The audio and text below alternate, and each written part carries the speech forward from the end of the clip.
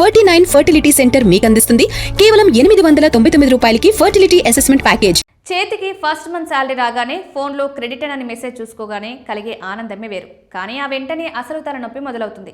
నాన్నేమో డబ్బు దాచుకోమంటారు, ఫ్రెండ్స్ పార్టీలు అడుగుతారు, తెలిసిన వారు పెట్టుబడి పెట్టమని సలహా ఇస్తారు.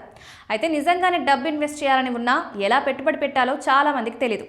కానీ జెన్జీ 1990ల చివర్లో 2010ల ప్రారంభంలో జన్మించిన ఆ టెన్షన్ అవసరం లేదు. ఎందుకంటే డిజిటల్ టెక్నాలజీ పుణ్యమా అని ఈ generation youth investment options, mutual funds, SIP, insurance వంటి వాటి గురించి అవగాహన పెంచుకుంటున్నారు.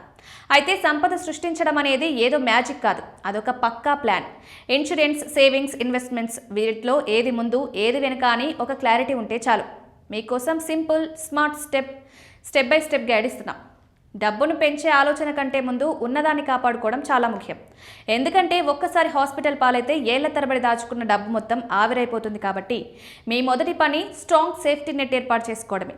ఆఫీస్ వాళ్ళు హెల్త్ ఇన్సూరెన్స్ ఇస్తున్నారు కదా అని లైట్ తీసుకోకుండా తక్కువ వయసులోనే ఆరోగ్యంగా ఉన్నప్పుడే పర్సనల్ హెల్త్ పాలసీ తీసుకోవాలి.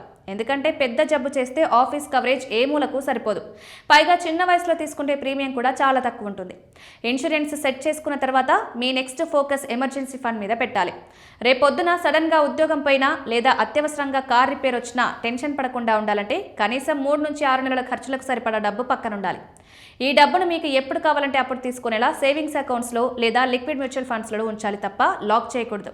కష్టకాలంలో ఇది మీ జీవితానికి షాక్ అబ్జార్బర్లా పనిచేస్తూ మీ ఇతర ఇన్వెస్ట్మెంట్లను మధ్యలో ఆపేయాల్సిన అవసరం రాకుండా కాపాడుతుంది.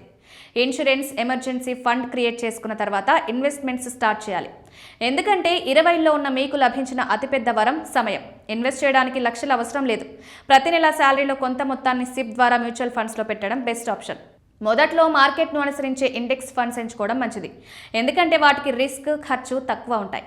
రిస్క్ లేకుండా దీర్ఘకాలిక డబ్బు పెరగాలంటే పీపీఎఫ్ బెస్ట్. రిటైర్మెంట్ ప్లానింగ్ కోసం ఎన్పీఎఫ్ ఒక మంచి ట్యాక్స్ సేవింగ్ ఆప్షన్. ఈరోజు మీరు నాటే చిన్న మొక్కే రేపు మహావృక్షం అవుతుంది. కాబట్టి కన్సిస్టెన్సీ మెయింటైన్ చేస్తే కాంపౌండింగ్ పవర్తో ఫ్యూచర్లో భారీగా సంపద పోగవుతుంది.